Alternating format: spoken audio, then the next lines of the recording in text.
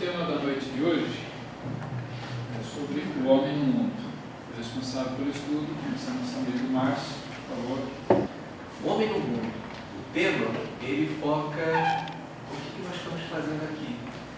E o que a gente vai tentar trabalhar aqui nesse estudo de hoje, pensão da espiritualidade, que está conosco hoje, com esses mentores, aqui eu agradeço e peço a lição e a proteção desse trabalho, é tentar a gente pensar um pouquinho para poder perceber o que leva a estar aqui, qual é a nossa tarefa, né? O que nós realmente, o que nos leva a conduzir a nossa vida e como a gente deve trabalhar ela. Nesse texto que foi psicografado, né, na Sociedade Espírita de Paris, esse espírito protetor, ele começa justamente a falando das questões de que a gente, quando vem para esse mundo, né, nós estamos chegando aqui, encarnados, nascemos para começar a viver, mas nós nascemos já com um planejamento, e a gente não nasce para ficar quietinho ou só no colo. A gente vai crescendo, vai desenvolvendo a nossa vidinha, vai começando a trabalhar, e aí a gente vai começando a ter contato com outras pessoas também.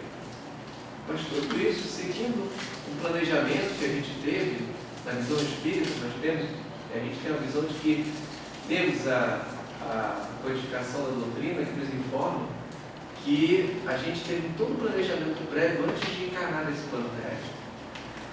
Encarnamos, traçamos toda uma previsão de encarnação do que vai acontecer na nossa vidinha até que a gente desencarna. Mas para isso, a gente veio, éramos espíritos, encarnamos no corpo físico, estamos na condição de alma encarnada e chegamos aqui nesse plano material com as oportunidades que nós temos com aquilo que nos foi dado. Algumas pessoas vêm com algumas possibilidades a mais, outras a menos, outras com recursos a mais, não só de ordem financeira, mas de ordem física, né? Tem pessoas que não enxergam, outras que não andam com dificuldade, outros, pelo contrário, já têm toda vitalidade. Cada um vem de uma forma. Mas o importante não é como vem, é o que faz. E é isso que vai começando a dar diferença e vai começando a levantar a questão do porquê de nós estarmos aqui. É o que fazemos, qual a finalidade e o que isso reflete depois. Aí a gente vai começando a pensar no seguinte: eu vou começando a entender por que eu estou no mundo. E a gente pensar o seguinte: esse mundo, ele foi todo criado por Deus, um Pai maravilhoso, que nos deu a possibilidade de nascer e estar aqui. Tem dificuldades? Tem. O mundo, ele realmente não é fácil.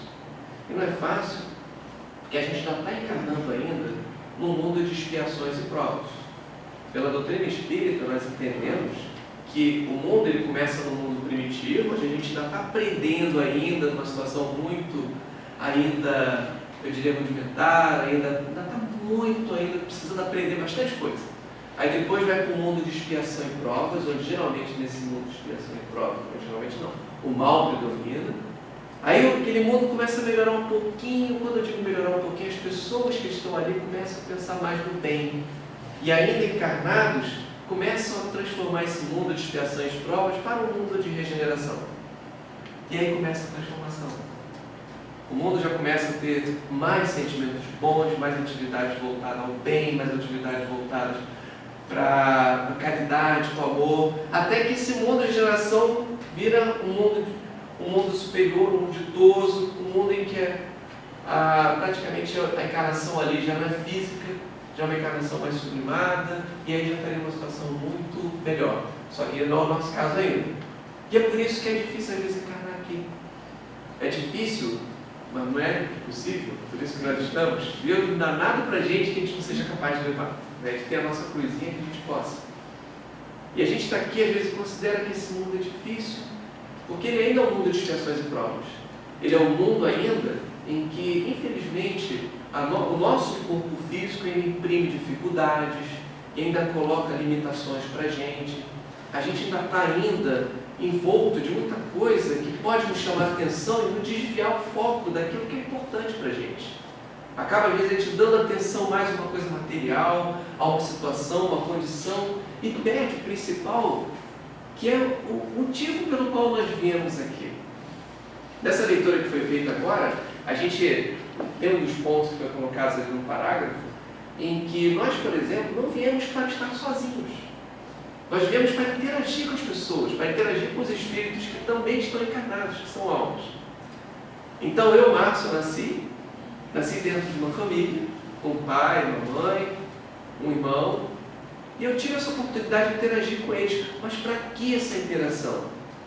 Pela doutrina espírita, nós entendemos que há reencarnação.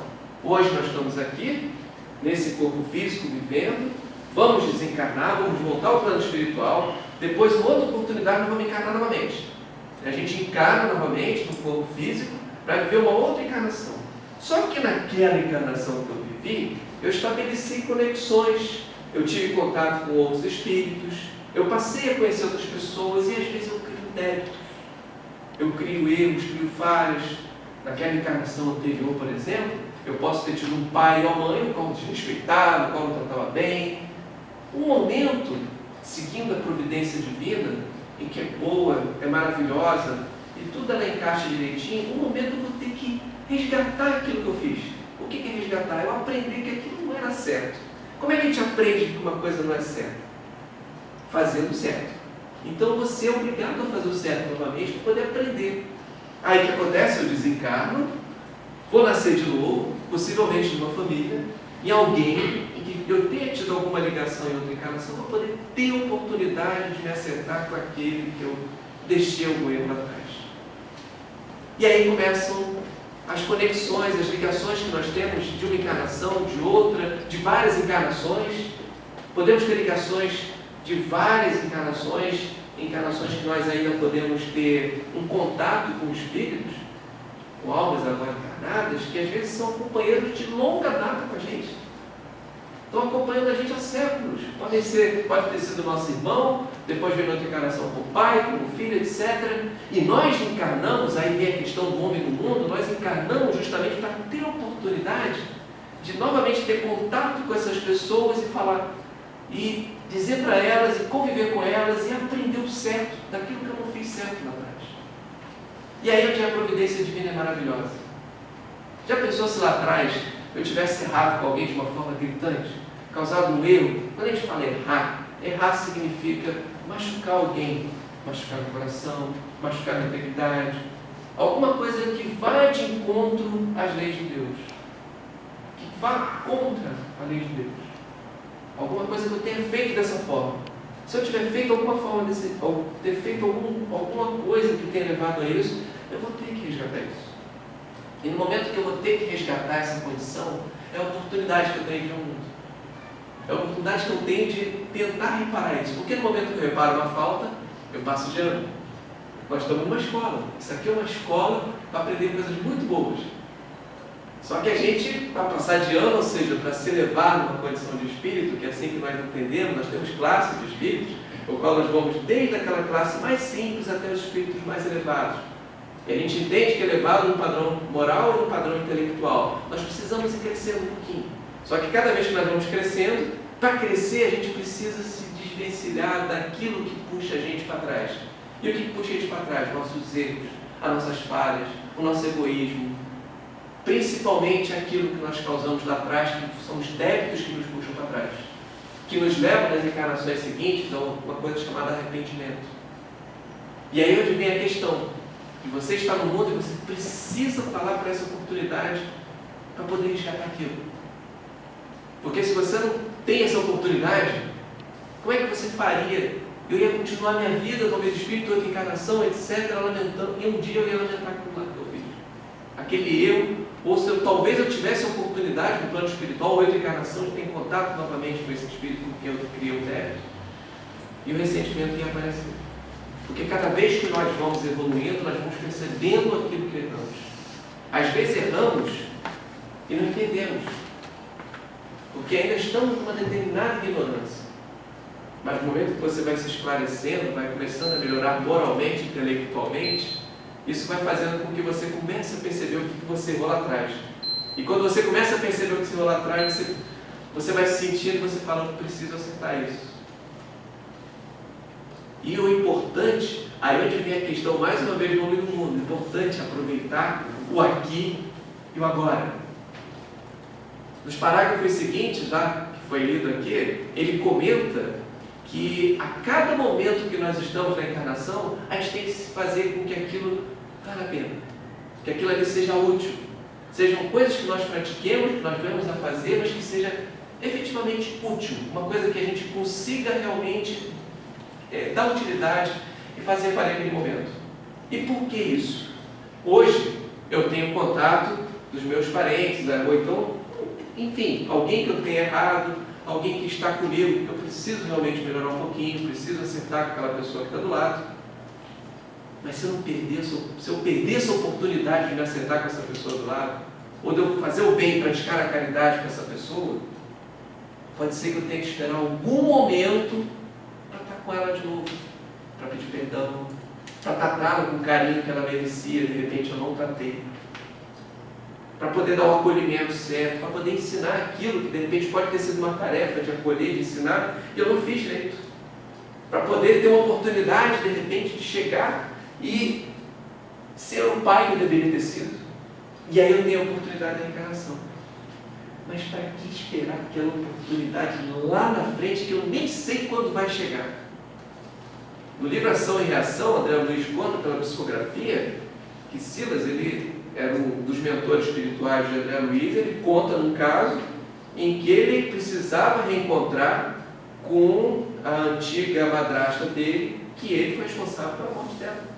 E ele carregava aquilo há anos no plano espiritual, ele já era um espírito elevado. Mas ele precisava poder resgatar aquilo e encontrar com ela. Conta no livro que ele ficou cerca de 20 anos até encontrar. E ele já tinha predisposições, ele já tinha condição de encontrar, mas ele precisava estar preparado para estar com ela e ela com ele. Ou seja, os dois tinham que chegar no momento de entendimento, de elevação moral, para que os dois pudessem estar juntos novamente e aquilo acontecer e valer a pena. A providência divina não vai colocar duas pessoas juntas ali, de outra encarnação, logo de cara em cima, juntas, se elas não tiverem algum meio de que aquilo dê certo. Nós não nos encarnamos aqui para não dar certo. A gente encarna para dar certo, para fazer as coisas certas. E a gente vem com as oportunidades certas. Tudo isso é planejado para dar certo. Deus não dá uma cruz a gente maior do que a gente consegue carregar. E se veio para dar certo, é porque nós já tínhamos condições de nos entender. Já trabalhamos isso, já temos essa oportunidade, as condições da gente entender um ou outro. No caso ali desse caso de Silas, ele precisava de 20 anos ainda, porque ainda não estava em condições, porque o espírito 20 anos de nada. Agora tem casos em que se espera mais de 1000 anos.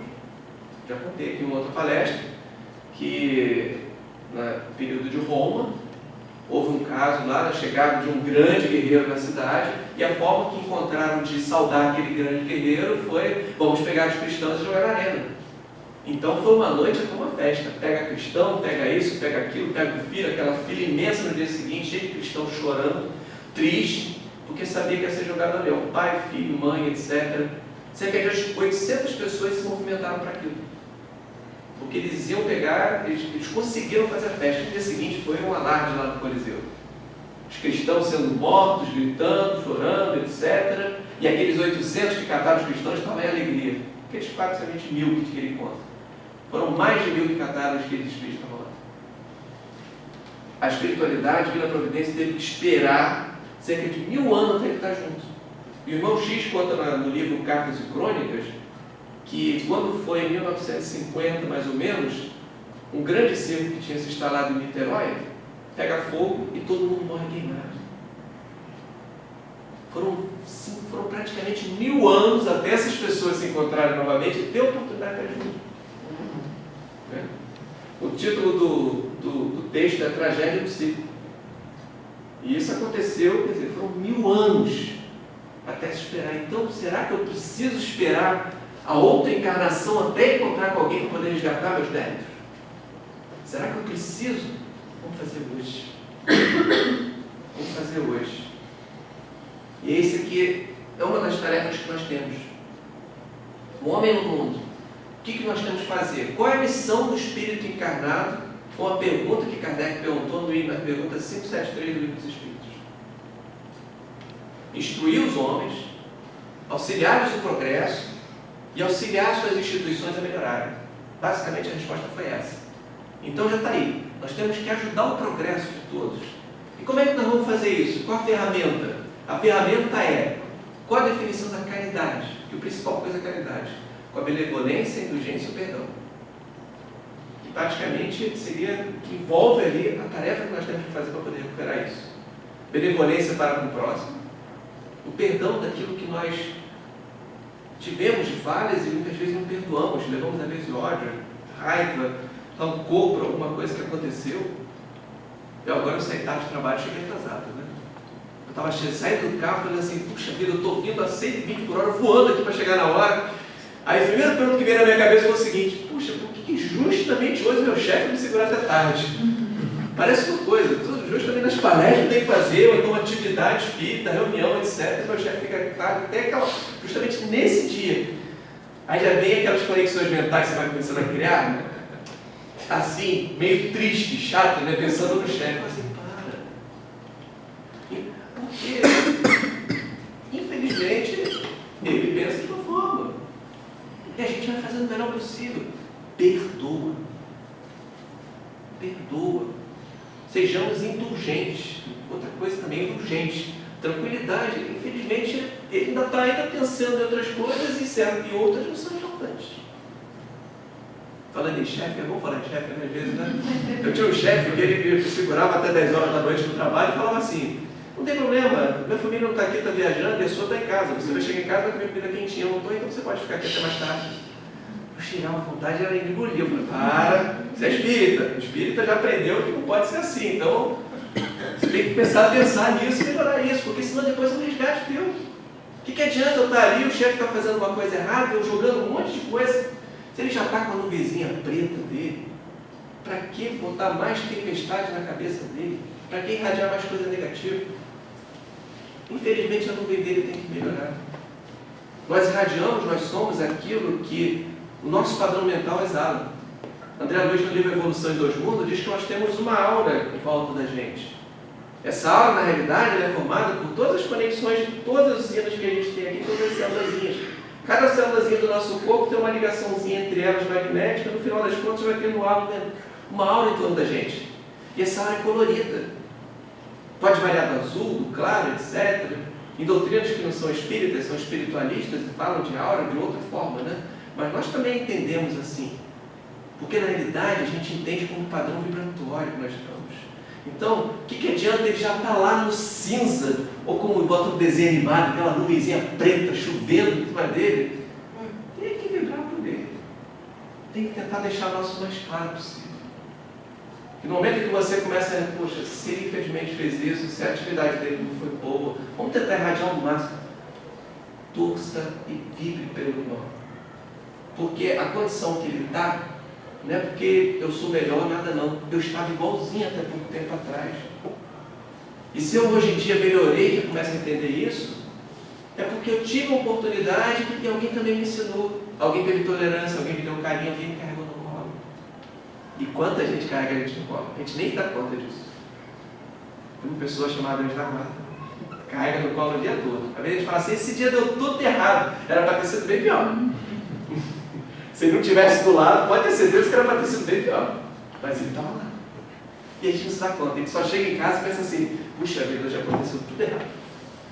Mas às vezes era para ter sido bem ruim.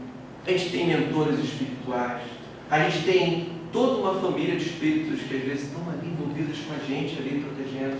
A nossa encarnação ela não é preparada por um espírito só não. São vários que trabalham querendo o sucesso da gente. Então a gente não pode parar e desperdiçar aquela encarnação com coisas fúteis. O que é coisa fútil? Me prender a materialismo, prender a coisas que não vão construir. E é engraçado que cada vez que você começa a trabalhar com uma coisa boa, aquilo já começa a refletir para você de uma forma diferente. Vendo o sinal uma senhorinha atravessando com dificuldade, um ceguinho, você vai lá, você olha para ele e vai embora. Lá na frente vai doer alguma coisa. Puxa vida, será que ele atravessou? Já aconteceu comigo. Eu também sou espírito imperfeito, correndo, trabalhando no Rio de Janeiro. cruzando a Presidente Vargas, que é imensa lá, que é uma boa, 3 sinais ali. Poxa, eu cheguei, eu lembro que eu estava com pressa, eu sabia que eu ia tomar perda daquele mesmo chefe, né? Eu sabia que eu olhei assim, tinha uma senhora para atravessar, etc. Poxa, eu juro. Quando eu passei assim, eu olhei, não dá tempo, eu preciso, senão eu vou chegar atrasado e eu sei que a coisa vai ficar feia. Na terceira esquina eu já estava me lamentando, já. Estava lembrando só da senhora, passei o dia todo lembrando da senhora ali. Nossa, que bizarro. Oi? O chefe não estava lá. Não, eu cheguei, você nem olhou para minha cara, eu cheguei na hora, né? Aí você aprende. Agora, olha a sensação diferente. Se eu tivesse pego ela, se eu tivesse atravessado a rua, podia ser que eu nem, mas a sensação ia ficar muito mais tranquila. Eu não ia ter aquela sensação que era o tal do remorso, arrependimento. Um dos sentimentos que mais dói o espírito encarnado é o tal do remorso e do arrependimento. Quando a gente desencarna, aquilo que vai doer não é o gripe, o resfriado, não é a dor de cabeça, não é a enxaqueca, não é a minha rinite alérgica. Claro que quando você desencarna, você ainda sente, as sensações são intrínsecas, você ainda continua mantendo ainda. Você não vai desencarnar e vai parar de perder a sensação de respirar, vai botar a mão no peito e vai sentir o coração batendo, porque o nosso perispírito, o nosso corpo físico, ele é corpo, ele, na realidade, ele é inspiração para o nosso corpo físico, na realidade. Nosso corpo espiritual, nosso corpo físico é a cópia do corpo espiritual. Então ele também vai manter aquilo, vai manter ainda por um determinado tempo certas coisas, porque ele é uma cópia. Nosso corpo físico é uma cópia. Então a gente vai continuar, mas nada vai doer tanto quanto o arrependimento, quanto a tristeza de não ter sido feito uma coisa. Quantos relatos que a gente tem de pessoas que desencarnam e chega na hora em que está lá, no féretro lá, enfim, caixão na hora do enterro, no velório, que você não vê relatos de que enquanto o espírito está ali pensando, puxa vida, nessa hora eu queria ser acolhido, etc. Às vezes ele está tumultuado ali, vendo todo mundo falando, e aí, você que vai ficar com a herança, qual parte que ele deixou para você, etc. Então, tá vendo a casa de fulano? Ih, ó, como é que fulano veio no velório, não tem nada a ver desse jeito. Imagina a perturbação mental na cabeça, e às vezes essa perturbação mental vai no seguinte pensamento, o que eu fiz? Imagina, o que eu fiz para deixar eles assim? Hoje em dia meus filhos não estão vibrando, estão preocupados com outras coisas. Estão preocupados com os problemas materiais, físicos, etc. Mas ninguém fez uma prece. Ninguém agradeceu a Deus, ninguém pediu que alguma coisa de boa fosse levada. André Luiz, quando ele volta para fazer uma visita da família, no livro Nosso Lar, tem aquela passagem tradicional que está no filme, quando ele chega em casa, o filho está lá igual a ele, aquele médico e tal, um adolescente já, mas estudando medicina, a esposa já tinha desposado um outro senhor, que por sinal foi uma salvação para ela, né?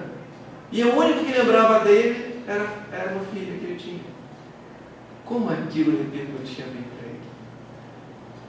Não havia arrependimento, não havia tristeza, mas sim, havia arrependimento com outras coisas que ele de repente poderia ter feito. Então, quer dizer, a questão do arrependimento, para que deixar para depois? O dia é hoje, o momento é agora. E agora é a oportunidade que a gente tem.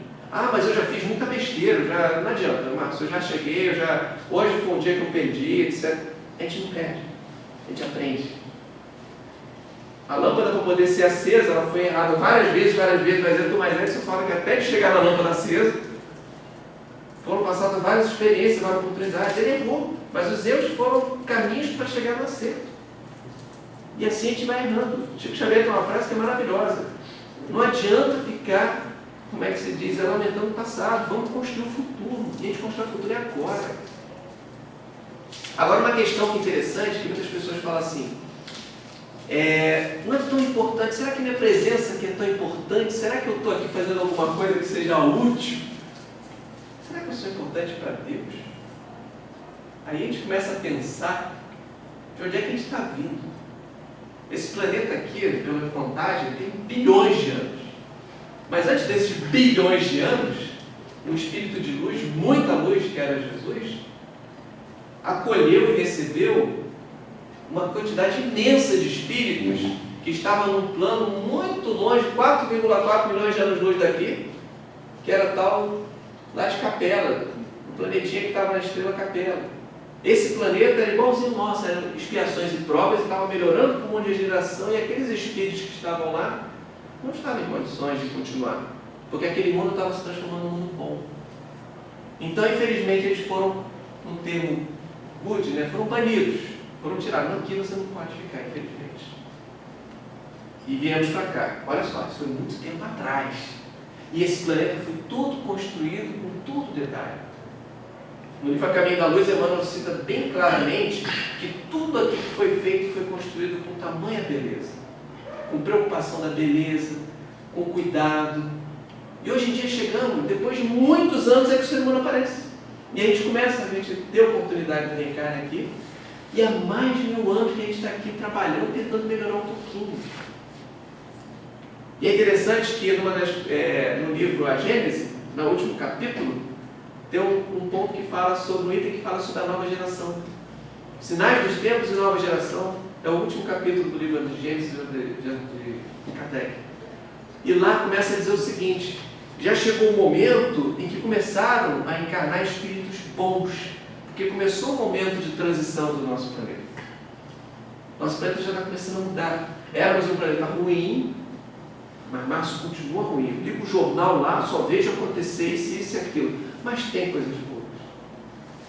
Tem casa espírita acolhendo, tem casa protestante acolhendo, tem igreja católica acolhendo, tem várias manifestações religiosas acolhendo as pessoas também.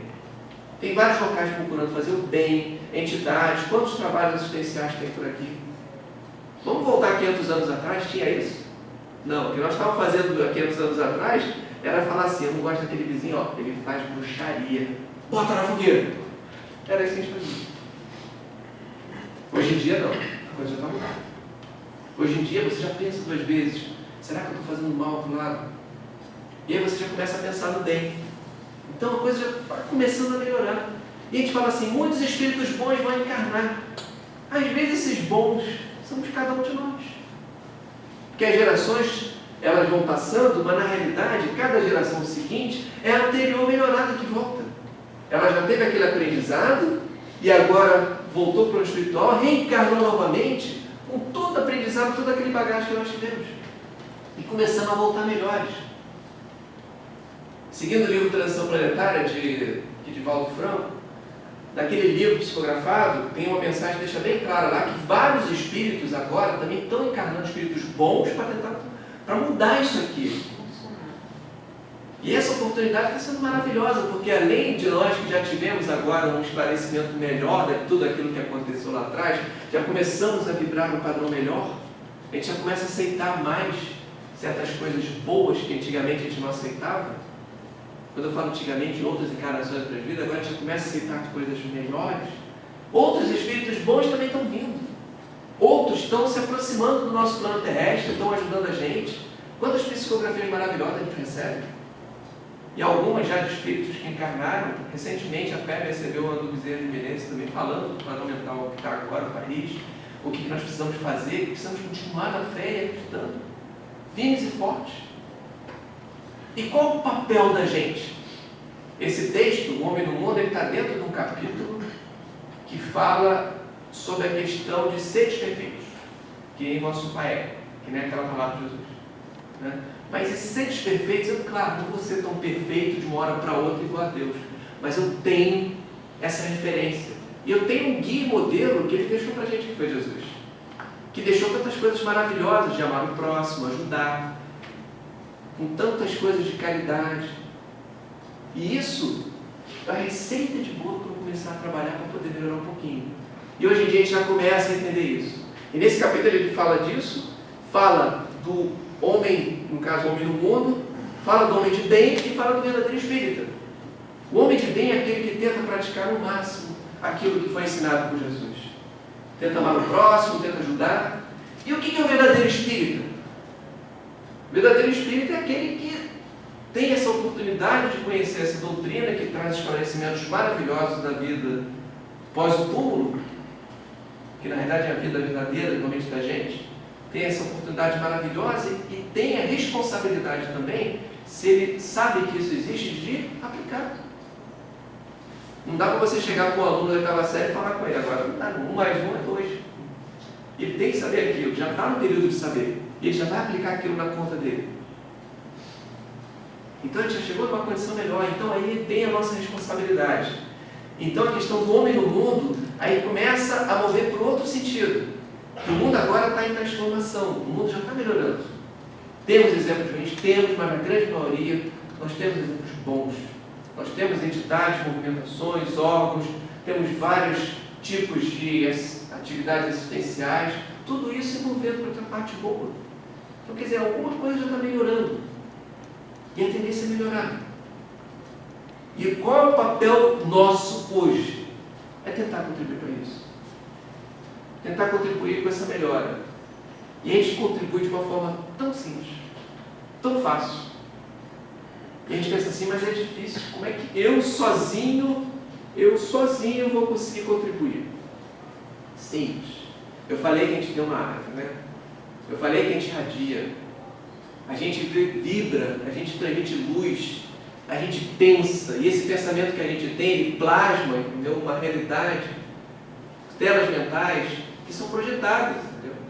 O que a gente pensa tem um poder imenso.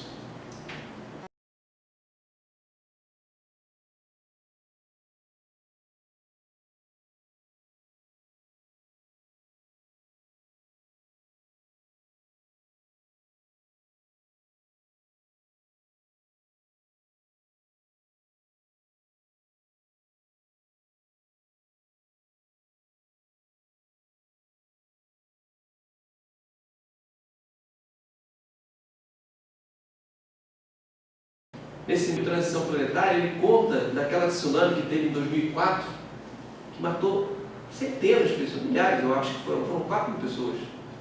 Lá na Indonésia, naquelas áreas ali da Filipinas, Indonésia, etc. 4 mil pessoas. E no livro ele descreve como é que estava o céu. Enquanto que nós encarnados olhávamos para o chão ali, com aquelas praias lindas, maravilhosas, aquele pôr do sol, etc., estava tudo lindo. No livro Transição Planetária deixa claro, ali estava negro o céu, estava tudo assim, uma coisa bem tenebrosa mesmo, uma coisa bem trevosa. Estava horrível o plano lá. Tudo conexão dos planos mentais que havia naquela área. Era um local voltado para prostituição, era um local que estava se abusando em diversas questões. O padrão de vibração mental de todos que estavam ali, que criavam conexões entre si, construíram aquilo ali. Os espíritos, quando olhavam, não era uma paisagem maravilhosa da Filipinas, olhava uma região trevosa. Tudo aquilo ali foi varrido naquele tsunami. Aí a gente começa a perceber como é que o nosso pensamento é tão simples. Outro dia no WhatsApp eu já estava recebendo aí mais recados, olha só, vamos orar pelo Rio de Janeiro.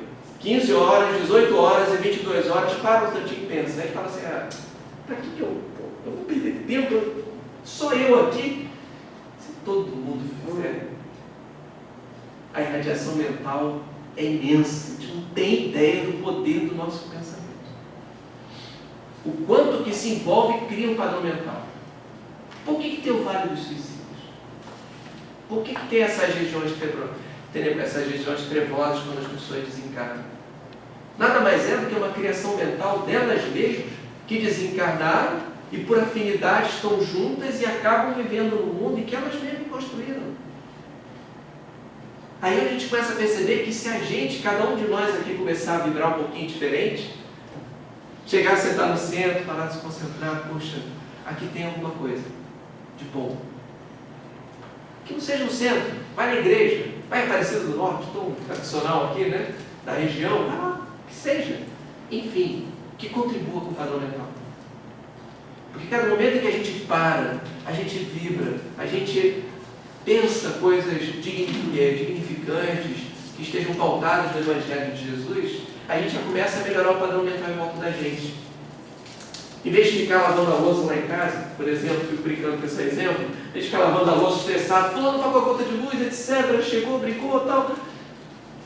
Deixa a mente vazia, pensa coisas boas. Em vez de responder, fulano, você fez, etc., calma.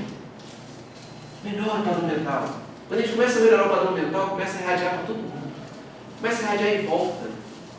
Eu conto uma história aqui no centro, que os colegas, que havia um centro que eu trabalhava, de vez em quando eu vou, que tinha uma senhorinha que era me proibia de rir. Falava, pô, todo mundo tem que ser sisudo, sério.